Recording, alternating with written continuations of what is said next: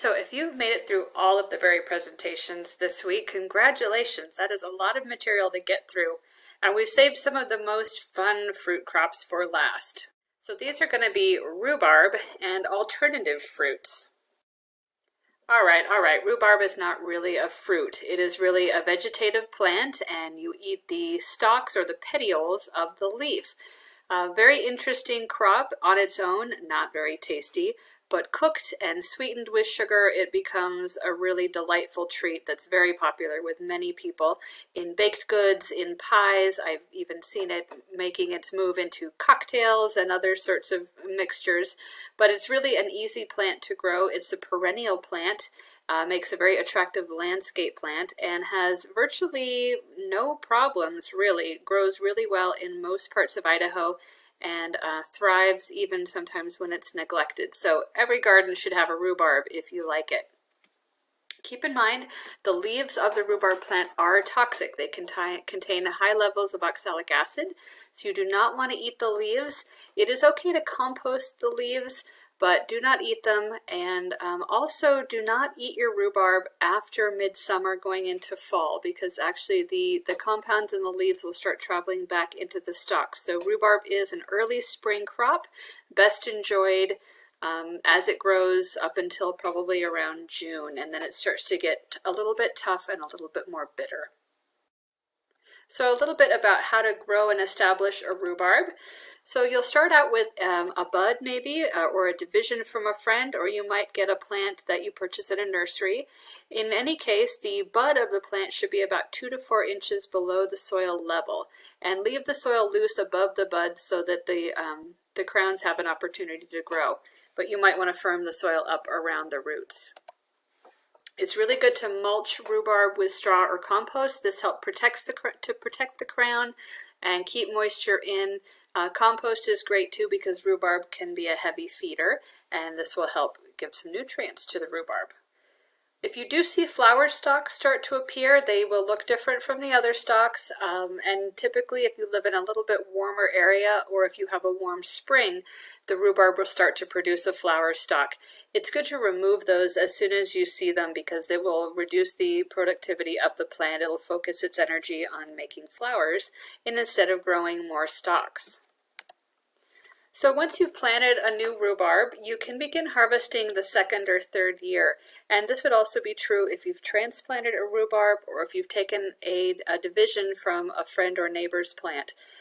You can harvest a little bit earlier than that, but you want to really only take 1 or 2 stalks. The more you harvest in the early years, the less vigorous the plant's going to be later on and the slower it will be to establish.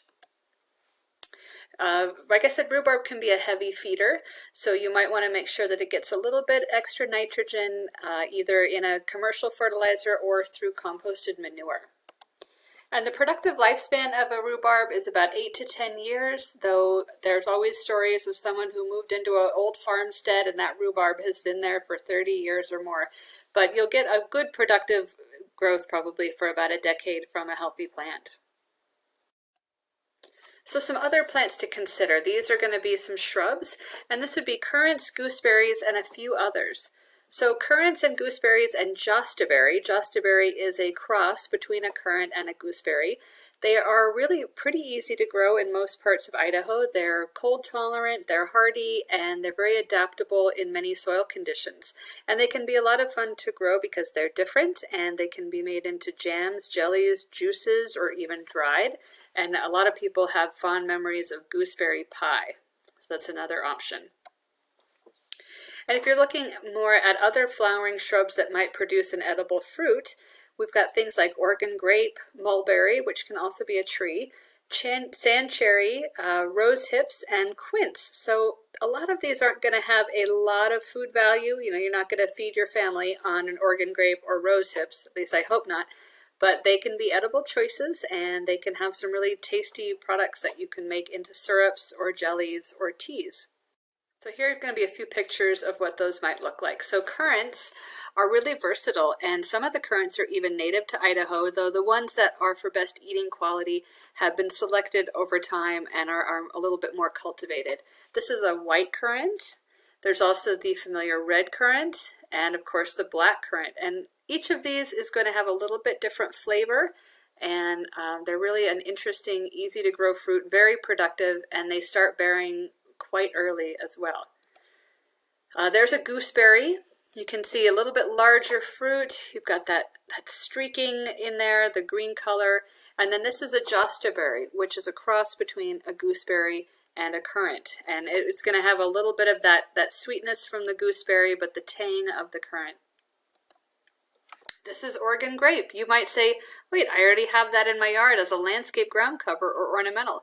The berries are edible, however, they're not really tasty on their own. The best application for them is to cook them down with sugar and turn them into like a pancake syrup. And then this is mulberry. This is a lesser used shrub and tree, I think, because it's had a reputation for being very messy, and birds love the mulberries, and so you might end up with mulberries all over your driveway or your car. But if you've got a place for it and you're willing to share a little bit with the birds, it really is a delicious fruit. And then this is a rose hip. So many of the older type roses or the wild type roses produce hips. They're high in vitamin C, and they can be dried and used in teas, or they can be made into jellies. And this is quince. There are tree quinces and there are also shrub quinces. The shrub quinces tend to have smaller fruit. It kind of looks like a furry apple, and you might think, is that even edible? And yes, it is, but again, this is one that you would peel and you would cook down with sugar, and then it becomes really, really wonderful, almost a pineapple flavor. And in Spanish or Basque cooking, quince features regularly as a candy. If you boil it down long enough, it actually turns into kind of a jelly candy. But it could be a nice addition to pies or to for using in cooking with poultry dishes. So some other small garden fruits that you might encounter at nurseries or in seed catalogs, and this is by no means an exhaustive list. There are more and more things coming out all the time, and I believe that part of this week's lesson is going to include a video tour of some alternative fruits in one of our instructors' gardens. But here's some other things that you might look at. These would be some of the annuals like ground cherries or garden huckleberries, as they're called. If you're looking for a vine, you might try a hardy kiwi, and all of these would be unusual and interesting choices for a small space garden. And you might even consider having some indoor fruit production, so things like a dwarf lemon, lime, orange, or pomegranate, especially if you have a south-facing window. And if you have a heated greenhouse, well, then you can grow just about anything, and you might even look into figs. But here are some examples of some of these fruits. So ground cherry, this is a relative of the tomato and the tomatillo, and you can see it kind of looks like a tomato growing inside a tomatillo husk. So they grow in this little paper covering. They're very prolific. For some, it's an acquired taste. There's a little bit of a citrus tomato flavor to them, a little bit sweeter. They can be made into pies or jellies or just eaten fresh. And typically they're ready to go when the little paper husk falls onto the ground. They can be a fun crop for kids, especially because you have to find the fruit inside the paper. This is the garden huckleberry. Again, this is another solanaceous crop, so another relative of the tomato. You'll see lots of different varieties, sometimes in seed catalogs, especially old-fashioned ones. They'll call it wonderberry or garden huckleberry. But they are a member of the tomato family, and most of them are not very sweet or tasty on their own, but if they're sugared or sweetened with some other kind of sweetener and cooked, they do have a little bit of a resemblance to a blueberry in flavor, and they are an annual plant. The other thing to keep in mind, though, if you're gardening with children, is that the green immature fruit can actually be slightly toxic. They do have some of the same alkaloid compounds that tomato leaves would have. So you might not want to grow them if you have small children who may be out there eating whatever they find in the garden. But it can be a fun experiment for the rest of you. And this is just a close-up of that plant again. It looks a lot like a tomatillo if you're familiar with that plant. And it will be an annual, and some of these are prolific self-seeders, meaning they will drop their seed and you might get them next year in an unexpected place. So the hardy kiwi vine, this is really interesting. It's a beautiful plant. It is one of those unusual plants where in order to have fruit, you need to have a male and a female vine, and they will be sold as such if you can find them commercially. So you'll need one of each so that they can pollinate and produce fruit. And again, it's a very pretty plant. The kiwis themselves are not exactly like what you expect from your traditional brown, furry grocery store kiwi. They're smaller, smoother skinned, and green, and I believe you can just eat them straight up with the skin and all, but can be more of a novelty than a really heavy food producer. And then again, being able to grow citrus inside or in a heated greenhouse could be a real treat, especially because it typically flowers and fruits in the winter months.